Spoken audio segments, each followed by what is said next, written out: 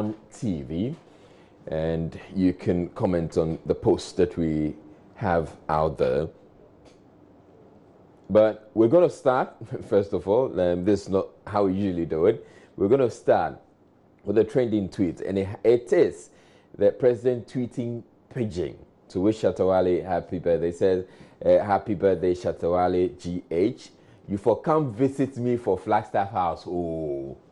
So that's the tweet that was put out just about 10 minutes ago, and it's Shatta Wale's birthday today. So the president is wishing him a happy birthday.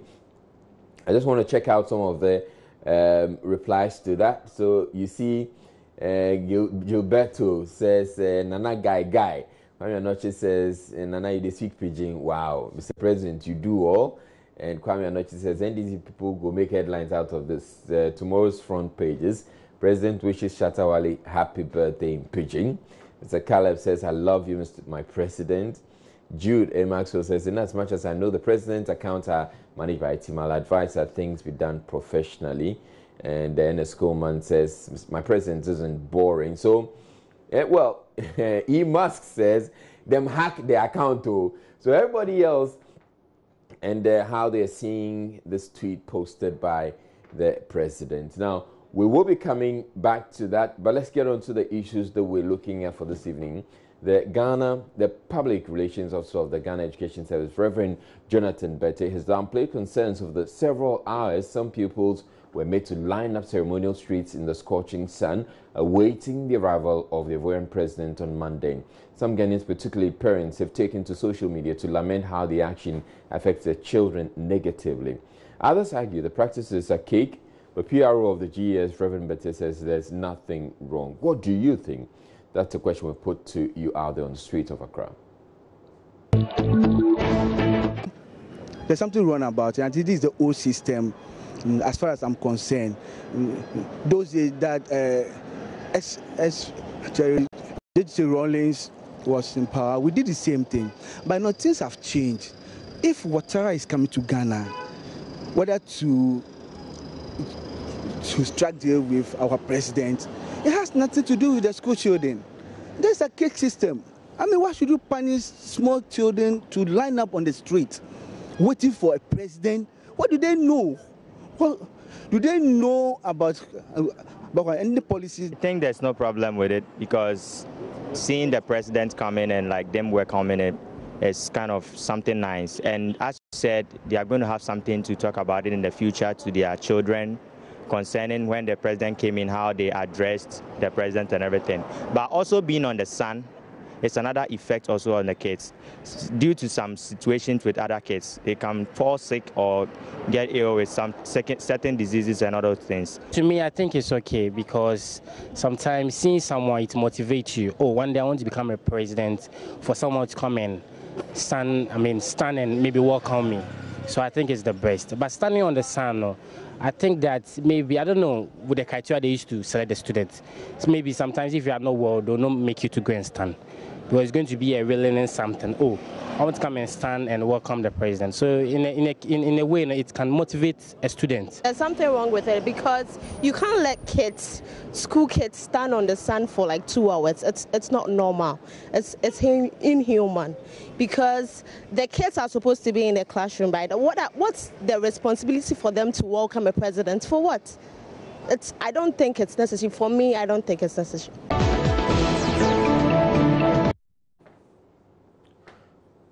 All right, so there are various views being expressed about this, and sat on Facebook, and Sawusu says, Ghanaians know too much. What is wrong with this? Don't they go on excursions and the likes? How many pupils get a chance to experience such a thing? Why? Pupils, enjoy yourself. And there are 16 replies. I'm sure there's a banter going on.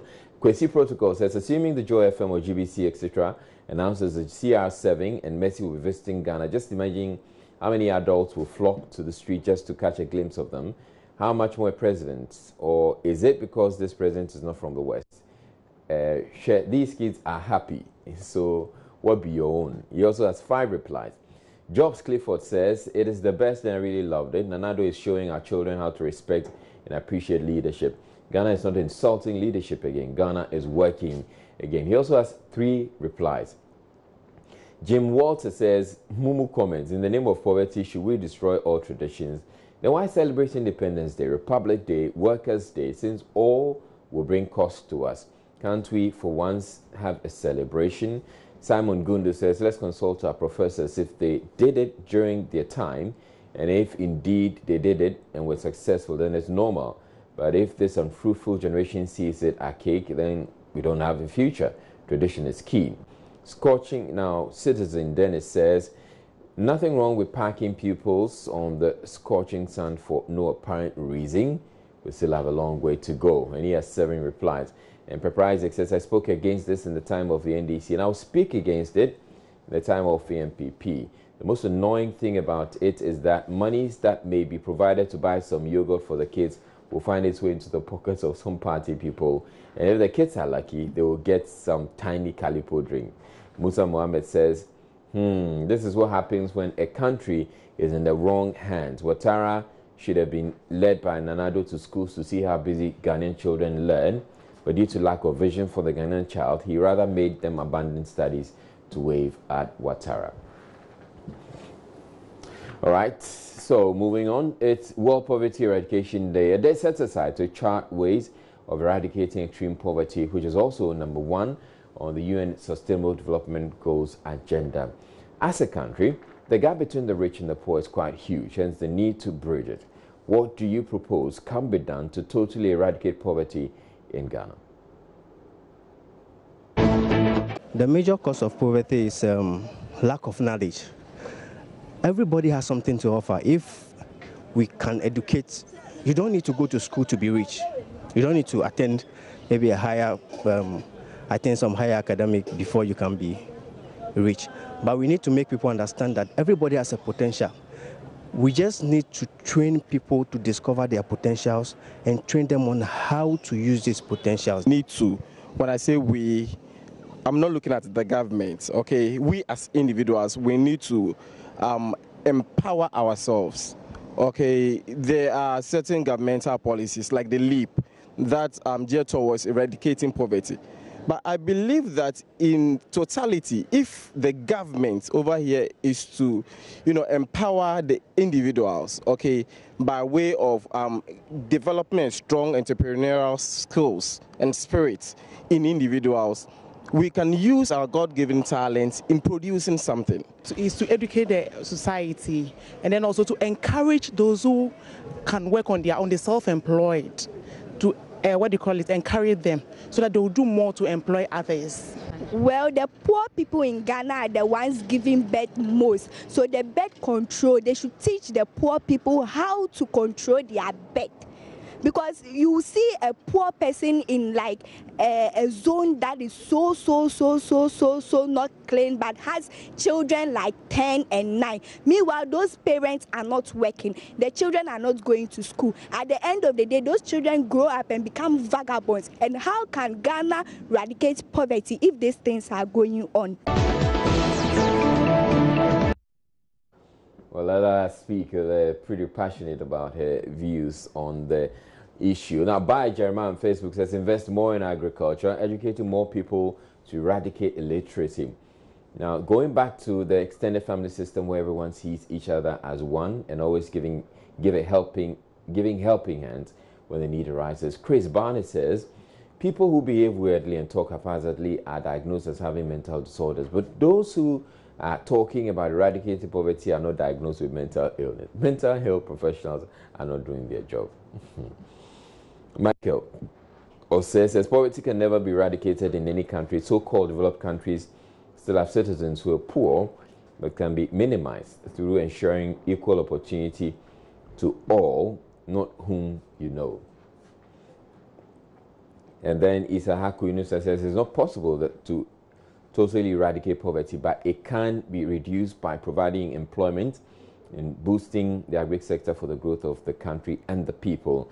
Patao Westmoreland says corruption must stop and government must make sure that every citizen gets his or a fair share of the national cake, because it's through the fingerprint of we the citizens that gave them power. So the thumbprints, I'm sure you mean. So they should remember us so that we can build a better Ghana together. And Edward Miller says job creation will be the solution to poverty in Ghana, especially the 3 northern regions need jobs, and our leaders should turn their attention to these regions.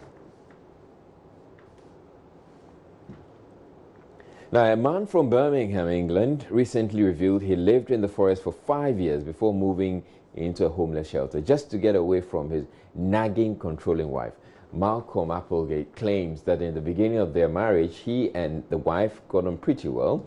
But as he became increasingly busy with work, she became more controlling to the point where he had to cut his hours just to please her.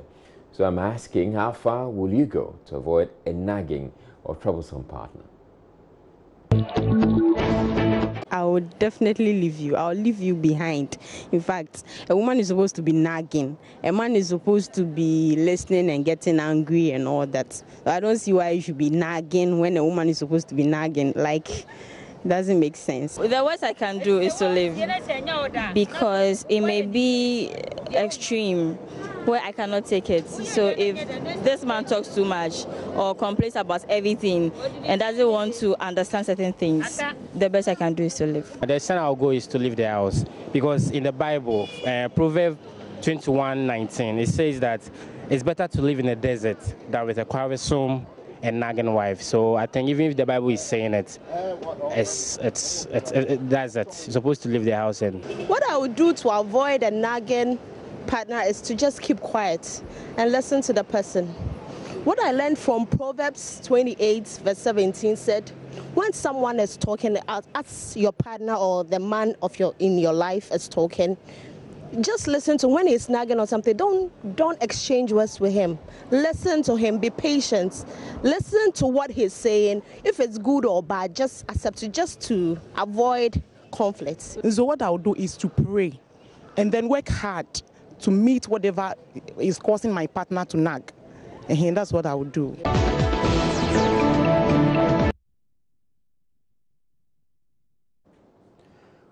All right, so Noah Paul, God knows, on Facebook says his way of avoiding the wife is just like you jumping through the window while the main door is unlocked. Is divorce in the country illegal? Peace is very important in everybody's life. If your wife, husband is not giving you peace, just file for divorce. And there's 7 replies there. Chris Barnett says, the Bible says women should submit themselves to their husbands. The same Bible says God is the head of Christ. Christ is the head of the man. Man is the head of woman. But nowadays, the word submission has become a bitter pill for the women because they equate submission to slavery. Dominic Dominion says, I repeat, marriage is not the route to heaven. When one dies from a bad marriage, it's never and ever take you go to heaven. You will even be whipped by Peter before handing you to Lucifer. When you realize you're in a bad marriage, just divorce. Go your separate ways. That's Dominic's position. And Fred Abedu says, very simple, go for a second wife, and if the rivalry is deep, go for a third, and if no changes, prepare for your grave. And he laughs it off there. So I'd like us to go back to the tweet that President Akufo-Addo posted about Shatta Wale's birthday. Now, Shatta Wale apparently, I think he actually started it by posting this tweet. Your Excellency, Tuesday is my birthday. What are you giving me? And that, I think, is when, because this one is at 12:10 p.m. and on 13th October. And then the president posted that tweet, happy birthday, Shatta Wale. You for come visit me for Flagstaff House. So probably the president is telling him, if you come and visit me at the Flagstaff House, well, I could sort you out.